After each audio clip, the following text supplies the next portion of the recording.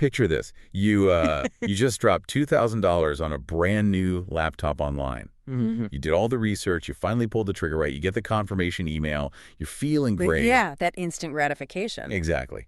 But then you realize the autofill grabbed your old apartment's shipping address. Oh, no. Right. Minor panic. So maybe 10 minutes later, you call the customer support line, and what happens? Let me guess. The robot picks up? The automated system picks up, and it asks for your account number. Right. Then your phone number. Then your billing zip code, your mother's maiden name, your blood type. Yeah. It treats you like an absolute complete stranger. It is the most infuriating universal experience in modern commerce, honestly. It really is. Because you are literally holding the digital receipt they emailed you. Like, it's in your hand. Right. And their phone system has absolutely no idea you even exist. And the craziest part about all of this, it's not a glitch. That disconnect, it's actively designed. That is what we call the omnichannel illusion in action. The omnichannel illusion. Welcome to today's Innovation Unpacked Deep Dive, everyone. We're basically tearing down the facade of the modern corporate digital experience today. We really are. And we have a fascinating roadmap for this. We are unpacking an architectural dossier today, a literal manifesto written by Mike Boysen. And we should clarify, this dossier is not just a gentle critique. No, not at all. Boysen's manifesto is a step-by-step, highly mathematical blueprint for completely dismantling the siloed enterprise architecture. Right, we are talking about rebuilding the customer journey from the physics floor up. Yeah, and we really need to ground this in the financial reality right away. Because the numbers he lays out in this dossier are just staggering. They really are. We are looking at enterprises routinely paying like $800,000 a year in operational expense. OpEx. To maintain this. Just to keep this clunky, amnesiac customer orchestration process alive. $800,000. For a system that, according to the raw laws of physics and compute, fundamentally requires only about $240 in raw cloud processing power. Okay, wait. You got to pause there. $800,000 versus $240. Yeah. I mean, it's almost comical until you realize it's literally your organization's budget being set on fire to maintain a terrible customer experience. Exactly. It's a massive wealth transfer for no value. But here is our promise to you for this deep dive. By the end of this session, you're going to understand exactly how to calculate the true mathematical cost of your company's data friction. Mm-hmm. You'll learn how to bypass the very tempting trap of AI copilots, and most importantly, how to design what the dossier calls a zero-latency orchestration engine. Right. But, before we get to the zero-latency elegance of it all, we really have to diagnose the rot. We got to look at the disease first. Exactly. We have to understand why these massively expensive, multi-million-dollar SaaS solutions completely fail to connect the dots today. And it starts with that customer as a stranger fallacy you just mentioned with the laptop. Yeah, let's unpack this using the Socratic method, because Boysen's manifesto practically demands it. It really does. The Socratic deconstruction of this fallacy requires us to violently separate what a company actually knows from what a company believes about your intent as a customer. Right. Knowing versus guessing. Exactly. And the dossier categorizes these into distinct states of reality. Yes, and this is crucial. We have to distinguish between a state 1 hunch, a state 2 analogy, and a state 3 empirical fact. Okay, let's define those, because this totally blew my mind. State 3 is the physics. Right? Exactly. A state 3 fact is undeniable physics. It is the objective reality of the interaction. Like what? Give me an example. Like the telecom company knows you are on the phone. They can mathematically measure the network connection. They know your mobile app crashed 3 times in the last 10 minutes because the server logs show the failed pings. Right, it's indisputable. Those are state 3 facts. But instead of acting on those facts, the enterprise relies on state 1. The hunch. The hunch. State 1 is pure guesswork. The automated phone system believes you are calling to upgrade your service simply because, a generic marketing script from 3 years ago says, customers who buy a laptop usually want to buy premium support. Oh, wow. So they just assume. Right. It ignores the burning fire of the state 3 reality, which is the app crashes you just experienced, to feed you a state 1 fantasy. That is so frustrating. Yeah. Yes. And where does state 2 fit into this? State 2 is basically the worst of both worlds. State 2 is the analogy. It's the corporate copycat syndrome. Oh, I know this one. Yeah, it's when a company says, well, our biggest competitor uses this exact 14-step phone tree for support, so we should just copy their journey map. Wow. So you aren't operating on facts, you're just copying someone else's broken hunches. Exactly. You're cloning a flaw. So the company is optimizing an incredibly efficient engine to serve a total illusion. They are ignoring the real-time digital footprint. I mean, the empirical data is screaming the context. This person is frustrated. They just bought a laptop. Their shipping address is wrong. But their systems are built on flawed, isolated assumptions. And why does that happen? Yeah. It happens because the data is violently siloed. Right. Marketing doesn't talk to billing. Billing doesn't talk to support. But here is where the manifesto gets really ruthless, and I absolutely love it. Yeah, lay it on me. When you walk into a boardroom and ask a VP why the marketing data doesn't flow to the customer success team in real time, what's the standard excuse you always get? Oh, I've heard this a million times. It's always, oh, well, legal won't let us share that data, or it's an IT compliance rule. It's always some vague, shadowy authority. Exactly. The ghost departments. The ghost departments. Yeah, the Dossier mandates that if you want to fix this architecture, you have to hunt these ghost departments down. You cannot just accept legal as an answer. Right. You have to attach a specific oxygen-breathing human name to that roadblock. Who is the director of compliance? I need a name, a desk, and an email address. Because when you pin it to a human, you force accountability. Precisely. You walk up to that specific human and you Socratic slice their reasoning. You ask them why. You ask them why, exactly. And you almost always find out that this sacred, untouchable, rule-blocking, real-time data is just an outdated preference from some random email chain in 2014. It's not a real law. No, it's not actual statutory law. It's corporate folklore. But wait, let me play devil's advocate here for a second. Sure. If I'm a CTO listening to this, I'm thinking, okay, sure, silos are bad. But isn't the entire point of buying a massive $500,000 enterprise SaaS dashboard to force these silos to finally talk to each other? Right. Don't I just buy the ultimate software tool to break the ghost departments? No, absolutely not. Maybe. Then this is the most expensive mistake a company can make. That right there is what the Dossier calls the solution jumping trap. The solution jumping trap. Okay. Boysen uses the Project Apex analogy to tear this to shreds. If you buy software to fix a broken data culture, you are just perfectly optimizing a disaster. Optimizing a disaster, that is such a painful visual. Yeah. Walk me through Project Apex, because I feel like every listener has lived through a version of this. Oh, definitely.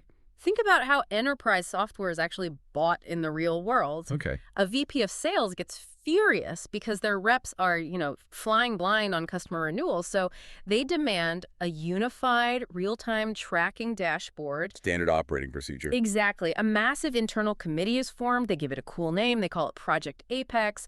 They buy a $500,000 SaaS platform. They spend 9 months integrating it. And on launch day, it's a ghost town. It is a total ghost town. Daily active users hover near zero. Why? I mean, they asked for it. Because the lack of software wasn't the root cause of the problem. What was? The root cause is the compensation structure.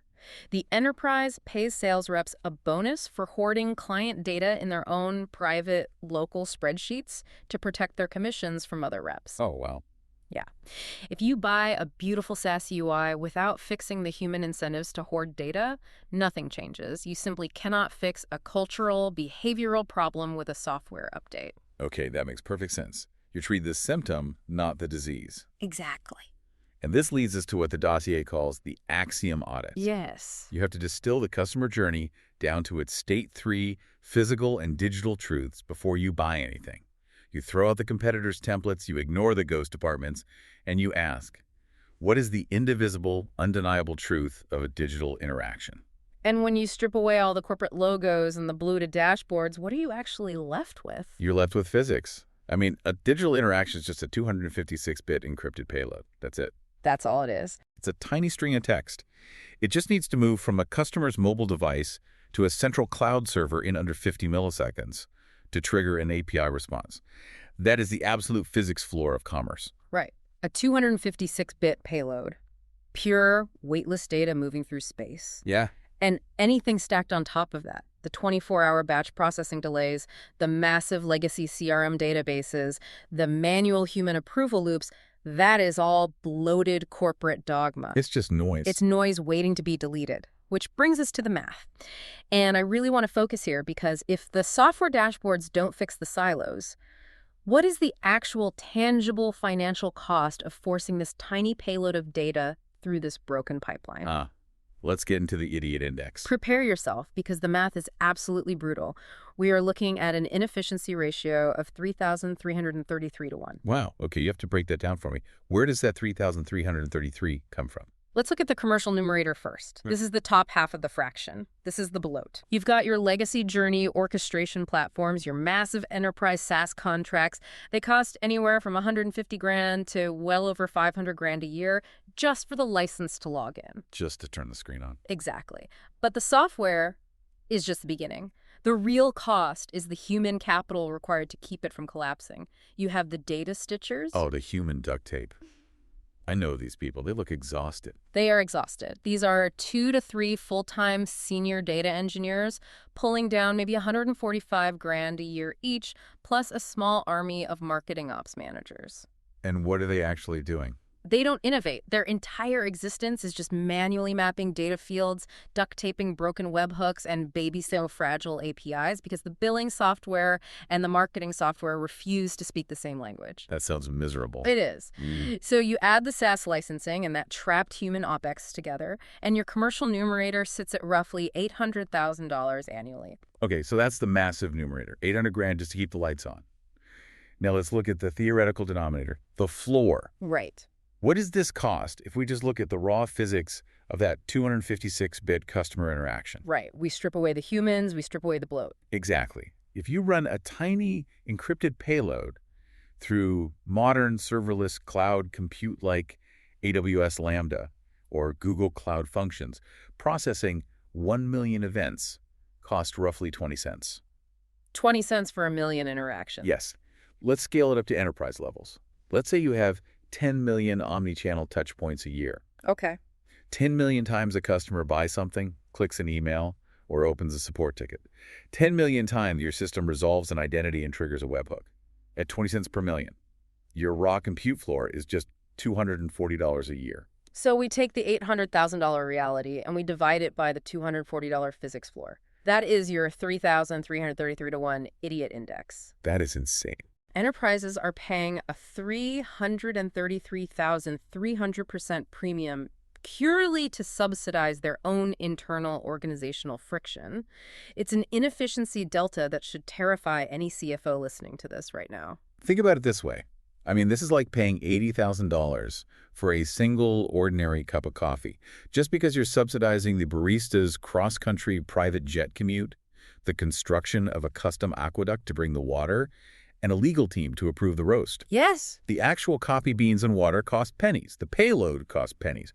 But you're paying this massive multi-$100,000 premium just to force the cup into your hand. That is a perfect analogy, and it highlights exactly why you cannot just apply basic Lean Six Sigma to this problem. What do you mean? You cannot just sprinkle some artificial intelligence or automation on top of an $80,000 cup of coffee. Why not? Wouldn't automating the barista's commute save money? No, because the infrastructure itself is the flaw. Oh, I see. If you take a 3,333 to 1 process, a process held together by exhausted engineers and fragile APIs, and you inject an AI agent that suddenly fires 10 times faster, your servers will violently buckle. That just break. Your human data stitchers will be crushed under the avalanche of errors. You cannot optimize a system this inherently fragile. You must delete before you optimize. Delete before you optimize. That is the mantra. And the Dossier pinpoints exactly what we should be deleting by exposing the lean wastes hiding in the server racks. It's not just money. It's time and storage. Right. Let's look at the 3 biggest offenders. First, we have the overprocessing waste, the translation tax. Okay, what's that? This is when your data engineers force a customer's profile through 3 different normalization databases just to fire a simple marketing email. But why? Simply because your Zendesk support desk and your Salesforce CRM speak different programming languages, you are taxing the data just to move it across the hallway. That makes sense. Then there's the waiting waste, the latency. This is the dreaded 24-hour batch trap. Yes, the bash trap. You see this at banks and legacy retailers all the time. A customer has a furious meltdown on a support call, but the system doesn't register it in the marketing wing because the databases only sync in a massive slow batch overnight. Which creates catastrophic brand damage. Because by the time marketing realizes the customer had a terrible service call yesterday, the automated system has already fired off a tone-deaf, overly cheerful promotional text message this morning. Like, hey, rate our service. Exactly. And finally, don't forget inventory waste. Companies today have this obsession with hoarding petabytes of unstructured, stale customer telemetry. Oh yeah, data lakes. They dump it all into an incredibly expensive Snowflake database. It's a digital warehouse full of raw materials, every click, every scroll, every abandoned cart. But they don't do anything with it. Exactly. Because the architecture is so broken, that data never actually triggers a real-time action. It just sits there, costing money to store. So, if we can't safely automate this bloated 3,333 to 1 system, and we know we have to tear it down, how do you actually do that without crashing the entire company's revenue stream? I mean, you can't just unplug the servers. No, you definitely can't do that. So here is where we apply the core architectural insight of the Dossier, the 5-step Musk algorithm. Yes. This is Elon Musk's sequential execution engine, the exact same one he uses for manufacturing rockets, applied directly to enterprise customer data flows. And we really have to stress this. Sequence is everything here. You have to follow the steps in this exact order. If you skip a step, you just automate the bloat. Okay, let's debate these. Step 1, make the requirements less dumb. This goes right back to interrogating the ghost departments. You don't just accept how things are done. You force the VP of IT to mathematically justify why we rely on 24-hour batch processing. You assume all legacy rules are flawed hypotheses until proven otherwise with state 3 physics. Step 2, delete the part or process. Eradicate the middleware. Now, the natural corporate instinct when systems don't talk is to buy a new integration tool, like a shiny new piece of middleware to bridge the gap. Right. No. The algorithm says you tear out the redundant layers entirely, and the benchmark here is ruthless. If your data engineers aren't forced to add back at least 10% of the APIs they deleted because things broke, they didn't cut deep enough. I love that. You have to cut until it bleeds a little just to know where the bone is. Exactly. Okay. Step 3, simplify and optimize. Notice this is step 3. Now, and only now, do you centralize the remaining logic into a single nervous system. You don't spend 6 months optimizing a data pipeline that shouldn't exist in the first place. You only optimize what survived the purge. Right. Step 4, accelerate cycle time. This is where you attack the latency. You push the response time down from 500 milliseconds to 50 milliseconds. But again, only on what's left. But again, the golden rule is, if you're digging your own grave, don't dig faster. You only accelerate a process that has survived the Socratic slicing of the first 3 steps. And finally, step 5, automate. This is the holy grail everyone wants to jump to on day 1. Yeah. But you only deploy the AI agent after the friction is totally gone. Right. Because you waited until step 5. The AI is now executing on that frictionless 20-cent physics floor. It's not fighting legacy code. It can handle 10 billion requests without breaking a single sweat. Okay, so that's the theory. But let's look at how we actually pull those subtractive levers structurally inside a real company. Okay. The Dossier details an innovation matrix, and it specifically focuses on categories 0-1, separated versus combined data lakes. This is the paradigm shift to what Boysen calls the unboxed process. Oh, this is my favorite part of the entire manifesto, the unboxed process. It is so elegant. Break it down for us. How does the unboxed process differ from what companies do today? Well, currently, enterprise orchestration is a linear assembly line. It's highly sequential. Right. The marketing system collects a lead, then it waits to pass it to billing, and billing waits to pass it to support. It's a literal pipeline. And what happens in a pipeline? If one node stalls, if the billing API goes down, the whole system backs up. The unboxed process shatters that linear flow entirely. It processes customer intent in parallel using edge-computed environments. Yes, it's tearing down Conway's law. The Dossier talks about Category 05, linked versus unrelated information. Right, Conway's law. Conway's law dictates that a system's design will inevitably mirror the communication structures of the organization that built it. So because an enterprise has siloed departments, a marketing floor, a sales floor, an IT floor, they inevitably build siloed enterprise software. Makes sense. To break Conway's law, we have to destroy the spatial barriers between the people collecting the data and the people triggering the actions. We centralize the brain. Okay, but let's pause and look at the reality of corporate psychology for a second. Okay, hit me. If you break all the silos, tear out the middleware, and shift to this parallel edge-computed environment, how do you convince an enterprise to literally stop mapping customer journeys entirely? Wow. Journey mapping is the ultimate comfort zone for a chief marketing officer. They want to see the flowchart. They need the flowchart. Because the best journey is no journey. That's category 12 and 13 from the go-to-market triggers. You radically simplify the objective. Okay. You decouple the hardware, which is the raw customer data, from the software rules. Instead of a marketer sitting in a room manually guessing and mapping out a 50-branch email sequence, you let the mathematical algorithm route the intent in real time. The system orchestrates itself based on the state 3 raw telemetry of the user. Which, let's be honest, is a terrifying leap of faith for a legacy organization. Giving up the flowchart feels like giving up control. It totally does. And that profound fear is exactly why companies are desperately trying to find a middle ground. They don't want it to jump straight to the unboxed process. You want baby steps. Exactly. The dossier outlines 3 distinct architectural pathways companies are taking to try and solve this data friction. Pathways A, B, and C. And we need to dissect A and B closely because they are massive, dangerous traps. Let's start with pathway A, the lateral move, also known as persona expansion. I'll take this one because as a financial model, it is a quintessential disaster. Go for it. Pathway A is when you take your existing clunky marketing orchestration tool, your massive Salesforce or Adobe instance, and you try to force it onto your billing and logistics teams. It's the classic pouring premium jet fuel into a rusty lawnmower analogy. But you can see why they do it. I mean, it sounds like such a quick win to the board. We don't need to rebuild anything. We just buy more seats. Everyone is on the same platform now. Synergy. But they aren't creating synergy. They are democratizing the misery. Think about the MECE job map.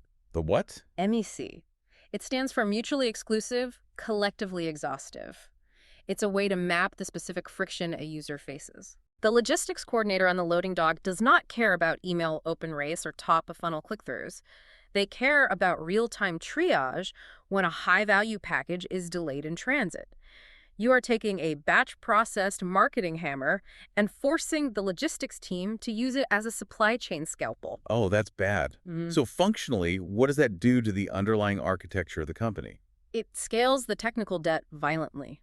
Legacy relational databases are simply not built for this level of concurrent querying across completely different operational domains. Right. Imagine a support rep furiously pulling up an invoice dispute at the exact same millisecond that the marketing engine decides to fire a 1 million person automated promotional campaign from the exact same database. Oh, wow. The database physically buckles. It buckles. Server requests drop. Latency spikes from milliseconds to whole minutes. The entire system crawls to a halt. So instead of lowering your 3,333 to 1 idiot index, you're actually inflating it. Now you have to hire another whole squad of those $145,000 data engineers just to build custom load balancers to keep the expanded platform from spontaneously combusting. Exactly. You spend 6 to 12 months of grueling custom API coding, and what do you get? Absolutely zero competitive defense. Any rival startup can just buy the same SaaS seats for their logistics team. Pathway A is a complete architectural dead end. Okay, so if Pathway A is a lateral trap, what about Pathway B, the sustaining trap, the AI copilot? Yes. Now, I have to admit, when you first read about this, it sounds absolutely amazing. You deploy large language models, generative AI, directly into the marketing automation specialist's daily workflow. Right. It eliminates the terror of the blank page. A complex campaign build that used to take 3 agonizing days of coding and copywriting now takes 30 frictionless minutes. You just type a prompt, and the AI builds the journey. That feels like a massive paradigm-shifting win for the visionary marketer. It feels like a win, right up until the mathematical hammer drops. We really have to talk about the Jevons paradox. The Jevons paradox. This is fascinating. Explain this concept to us. William Stanley Jevons was an economist in the 1800s. He noticed that when the steam engine became incredibly efficient, coal consumption didn't drop, it skyrocketed. Counterintuitive. Very. The paradox dictates that when you dramatically increase the efficiency of a resource, the consumption of that resource doesn't shrink to save time, it exponentially explodes. The dossier gives us the empirical elasticity of demand formula here. Okay. Picture an E. E is greater than 1.5. Okay, E is greater than 1.5. I'm not an economist. Walk me through what that means in spatial, everyday terms inside a marketing department. It means the demand for creating campaigns is highly elastic. If you drop the friction of creating a campaign by 10%, the volume of campaigns produced by your team jumps by more than 15%. Ah, I see. When marketers get their hands on a magic AI wand that builds customer journeys in 30 minutes, they do not bank the rest of the week's hours and go play golf. No, of course not. They think, great, I can launch 50 hyper-segmented, micro-targeted campaigns this week instead of 2. Precisely. And that hyperproduction creates what Boysen calls the rebound trap. Because while the creation phase at the top of the funnel is 10 times faster, thanks to AI, the confirmation phase at the bottom of the funnel is not. The human bottleneck downstream. Yes. Remember the director of compliance we hunted down earlier? Yep. You flood the system with 50 AI-generated campaigns a week, and every single one of them slams into the desk of the legal or compliance team for approval. Yeah. And human reading speed operates at a fixed, unchangeable physics floor. Right. It takes a trained human about 5 minutes to deeply review a marketing campaign for statutory legal risks or brand safety. That human cannot magically read 10 times faster just because an AI wrote the text 10 times faster. So the senior reviewers are violently crushed under the sheer volume of AI output. Crushed. And when humans get crushed by volume, one of two things happens. Either the campaigns sit in a queue for weeks, defeating the purpose of real-time AI entirely, or worse, the reviewer gets exhausted and just rubber stamps everything. Suddenly, you start blasting your end users with highly efficient AI-generated customer spam. You trigger severe notification fatigue, unsubscribe rates skyrocket, and you cause massive brand degradation. Pathway B perfectly optimizes the creation phase only to trigger a catastrophic fiery pileup at the end of the funnel. Here's the brilliant twist in the dossier. Despite all of that, despite the rebound trap, despite the Jevons paradox, the manifesto explicitly states that we must execute Pathway B anyway. It is a strategic necessity. Wait, if we know it crashes the compliance team and creates a rebound trap, why on earth would a CFO approve it? Because it acts as a vital behavioral and funding bridge. Look, you cannot just drop a fully autonomous, invisible, zero-latency AI engine onto a legacy enterprise on a random Tuesday. The corporate immune system will completely reject it. They won't trust it. You have to habituate the users. You deploy the copilots today, Pathway B, so that the marketing teams learn to trust the algorithm with small, localized drafting tasks. It's psychological training wheels. Oh, okay. And commercially, you capture that short-term efficiency to bankroll the R&D for the final leap. It's a heavy booster rocket. You need it to break the atmosphere, but you fully intend to detach and discard it once you hit orbit. Okay. Looking at it as a funded transition plan makes mathematical sense. You ring-fence the volume so compliance doesn't drown, capture the temporary margin, and use that cash to fund the real solution. Which brings us to the ultimate target, orbit. Pathway C, the disruptive vision leap. Yes, Pathway C. This is the CapEx and labor inversion. This is the moment we drive the marginal cost of a customer interaction down to near zero. Yes. We are fundamentally shifting away from relying on those exhausted $145,000 manual data stitchers and moving to scalable AI agentic compute. And this is where we finally break that terrifying 3,333 to 1 idiot index down to a pristine 1-to-1 ratio. Beautiful. Because in Pathway C, the system completely bypasses the manual human execution layer. The unbox process takes over. The architecture intercepts the webhook telemetry in real time, the state 3 physics, and dynamically routes the intent without a human ever drawing a flowchart.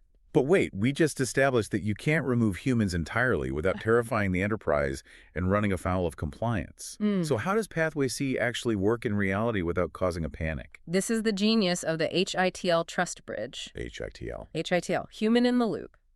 In Pathway C, you do not remove the human, you elevate them. Okay. You transition the marketing specialist from a manual doer, someone frantically clicking buttons, pulling lists, and begging IT for data extracts, into an automated governor. Right. They govern the algorithm's operational boundaries. The AI agent writes the routing logic and executes the webhooks automatically. But when there is a massive anomaly or a statistical compliance risk, the system pauses and flags it. The human governor steps in and spends their 5 minutes evaluating that specific edge case against the brand's reputational baseline. Yes. They aren't spending 3 days building a campaign from scratch. They're simply steering the ship when it hits rough water. And look at what that solves. It completely neutralizes the rebound trap from Pathway B. It does. The system mathematically absorbs the infinite volume of the E is greater than 1.5 elasticity factor. The AI handles the millions of micro-decisions, and the human only touches the guardrails. It is highly secure, perfectly auditable, and operates at the absolute 20-cent physical floor. So structurally, Pathway C is clearly the undisputed mathematical victor. But let's get grounded again. Imagine you are a director of innovation. How do you actually prove an autonomous, unboxed architectural leap like this to a ruthless CFO? You can't. I mean, you can't just walk into the boardroom with a whiteboard marker and say, trust me, I have a disruptive vision. Give me $10 million to rebuild our data lake. No, they will laugh you out of the room, and rightfully so. You have to kill the fictional 5-year spreadsheet forecast. Yeah, and we believe those. CFOs know those hockey stick projections are lies. The dossier outlines a rigorous implementation strategy based on real options analysis, or ROA. Real options. This is borrowed straight from financial trading, right? Exactly. In ROA, you do not make a multi-million-dollar gamble up front. You buy cheap, incremental options to peek at the dealer's cards before you place the massive bet. I love that analogy. Buying the right to peek.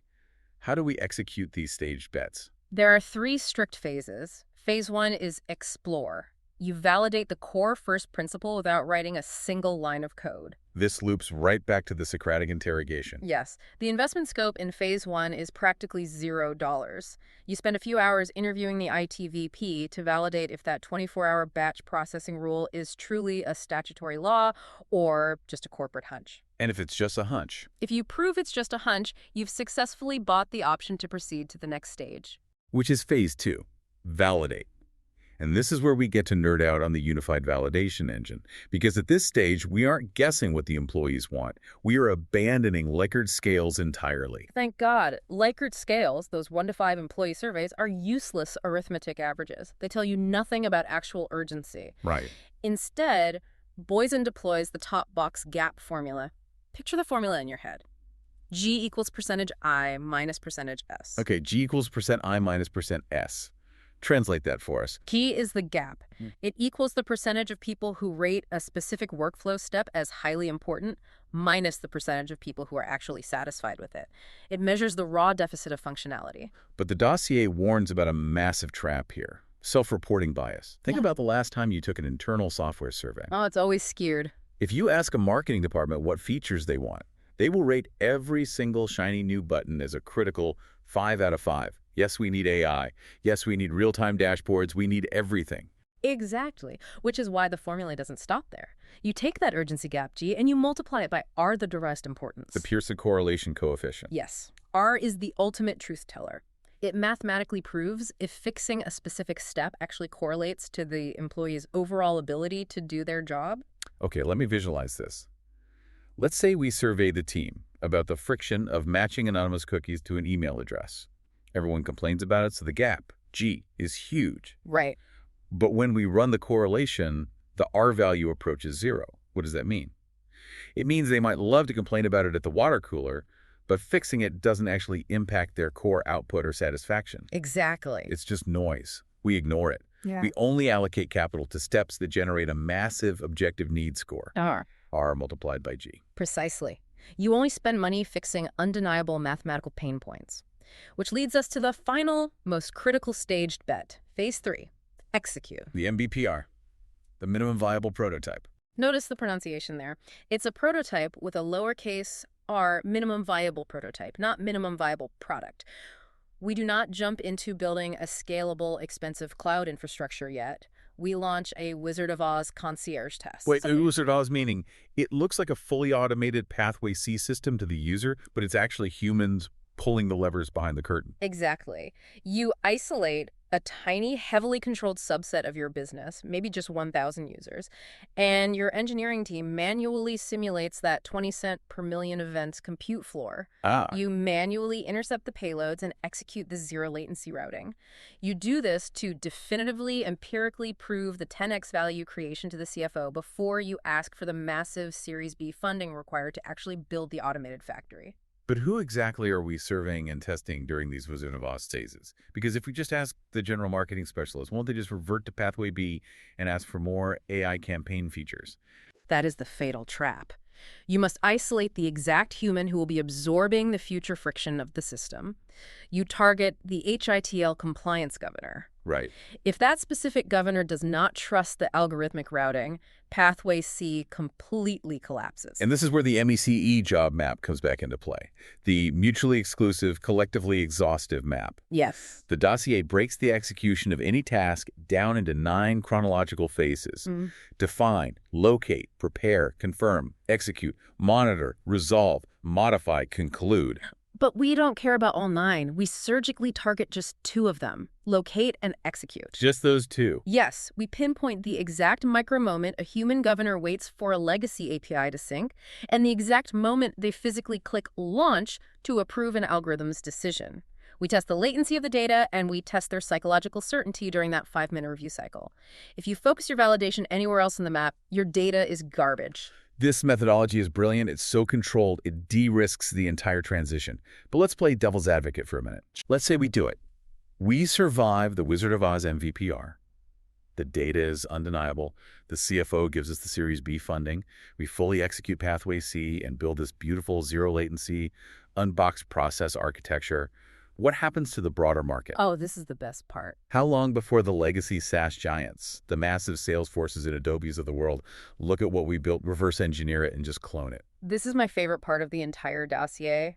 This is the ultimate executive readout, the time to copy analysis, because the competitive defense you build with Pathway C is a literal structural fortress. Break that down for me. Why is it a fortress? Let's review the other paths. We know Pathway A offers zero defense. You're just buying standard software everyone else has. Right. Pathway B, the AI copilots, offers maybe a fleeting 3-month illusion of an advantage before open source LLMs commoditize text generation and everyone has the same AI wand.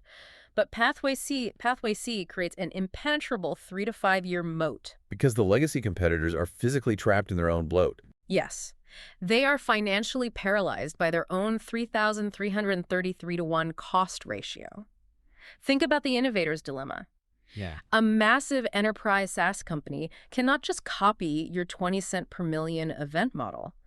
To match your zero-latency autonomous routing, they would have to completely cannibalize their own massive per-seat revenue streams. They make their billions by charging you for the bloat. Exactly. They physically cannot tear down their pipeline without destroying their core profit engine. It's incredible. You win by structural default. They're too rich to pivot.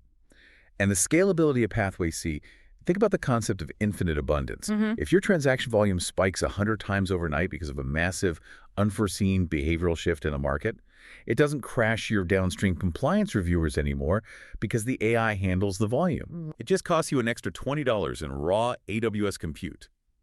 Your gross margins expand exponentially while your competitors buckle under the weight.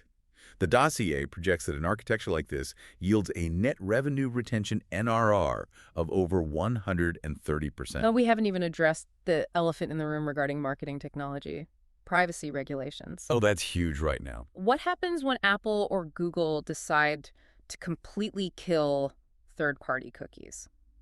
What happens when GDPR rules get even stricter? Most legacy systems are terrified of this because their entire model relies on hoarding personal data. But the dossier calls this out explicitly as our ace in the hole, because the unbox process relies on deterministic, edge-computed hashed payloads. Yes. We're resolving identity in under 50 milliseconds using encrypted hashes without ever storing the raw, personally identifiable information in a massive central data lake. Because of that, strict privacy rules actually strengthen your moat.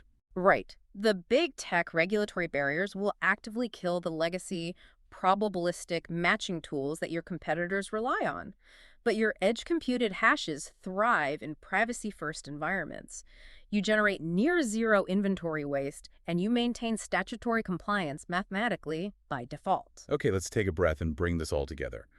We have covered incredible paradigm-shifting ground today. We really have. We started by stripping away the $800,000 omnichannel illusion, the fallacy that buying a massive dashboard will magically fix a broken corporate culture. We Socratic sliced our way through ghost departments, demanding names for the roadblocks, and we exposed the Project Apex trap. We mathematically calculated the idiot index, the terrifying 3,333 to 1 bloat of the commercial numerator versus the theoretical physics denominator. We detailed Elon Musk's 5-step algorithm, make requirements less dumb, delete the middleware, simplify, accelerate, and finally, automate. We traversed the 3 pathways.